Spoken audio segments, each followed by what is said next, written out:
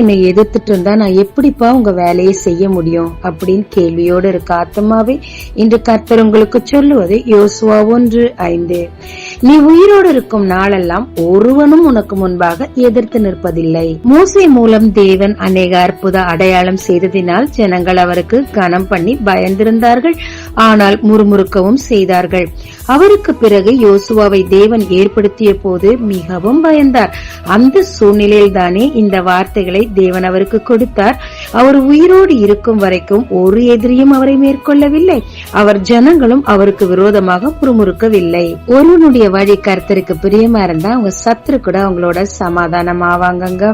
நீங்க அதிகமா பயப்பட வேண்டிய அவசியமே இல்ல. தேவனுடைய திட்டத்தில் மட்டும் நடந்து கொண்டே இருங்க. ஒருவரும் உங்களை எதிர்க்காதபடி கர்த்தர் உங்கள் யுத்தங்களை செய்வார். ஜெபிக்கலாமாங்க. தேவரே, நீர் என்னோடு நிற்பதினால் என் பாரத்தை உம்மேல் சாட்டிவிட்டேன். என்னை நடத்தும். இயேசு மூல பிதாவே, ஆமென். இயேசு கிறிஸ்துவின் நாமத்தில் இந்த நாளில் உங்களை ஆசீர்வதிக்கும் ஜீசஸ் விஷன்.